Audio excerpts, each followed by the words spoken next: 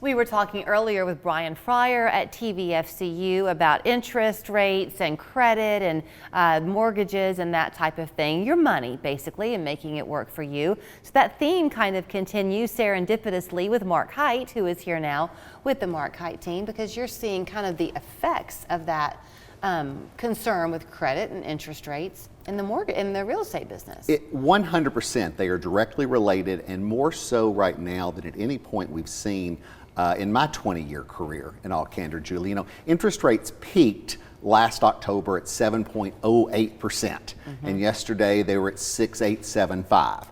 If you look at the 50-year average, 7% is about a normal rate. Right. But because so many of our viewers, just like yourself, bought their home, locked in at a rate 2.75%, 3.5%, or refinanced down to those rates, we find there's been some resistance here recently to move. Well, the psychology of all this is interesting to me, because I think it's one thing if you're just if you're just considering for fun, hey, let's move.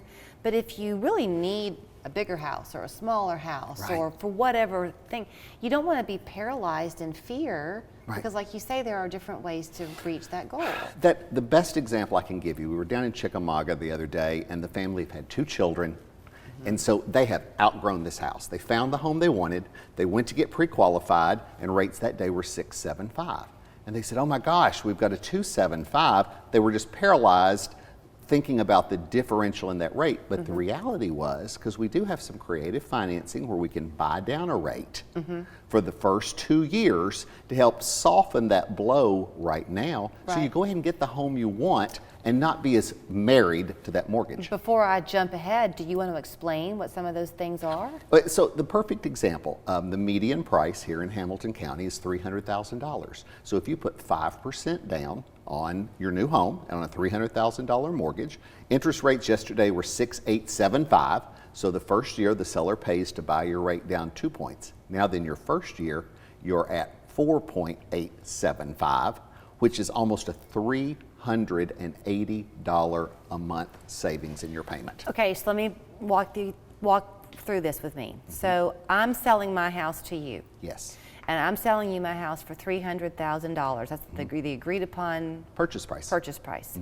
But you don't want to pay 6.875%. So kind of like the old point system, I agree to pay down your mortgage. So as the seller, am I taking a loss? You're going to, in order to get your sales price, you're going to contribute about $6,800 towards this buy down. That's it. That's it. You get to sell your house one time. One time. It's up front, and then the first year, me as Mr. Buyer, I get the advantage of being 2 points below the rate. Okay. And you're selling $300. So you're saving. I'm $383 a month. Off the bat. Off the bat. Second year, it's 1 point down, so I'm saving $190 a month. So by the end of 2 years, you're at a little over $500 a month that you've saved. Absolutely. And you have the house you want. And the National Association of Realtors is predicting rates, they've peaked at this point. They're saying we'll be at about 6% by the end of this year, 5.6% next year. So then, Julie, in the next couple of years, as rates decline, you've got the opportunity to refinance and really lock in. You've got the house you want, the payment you need today, but you've got the house you want for your family. You know, the other thing, you mentioned that the house you need today, what you need today is big. I remember when my kids were little and I'd go get their shoes at Stride Rite, and some people would say, well, you can size up and get them 2 sizes too big. And I thought, no, I want them to fit today. Right. So if you're this couple and you buy the house now, 2 years will come and go. Before you know it. And you've gained equity in your home. Yes. And what if your life takes a different turn? You can't ever predict what's going to happen.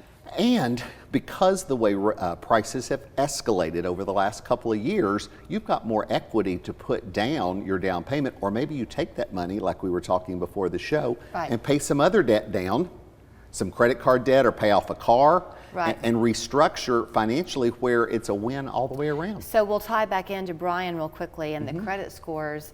All the more reason if you are out there to buy, it's competitive for the seller too. The seller wants to make sure that they're selling to the right person. Right.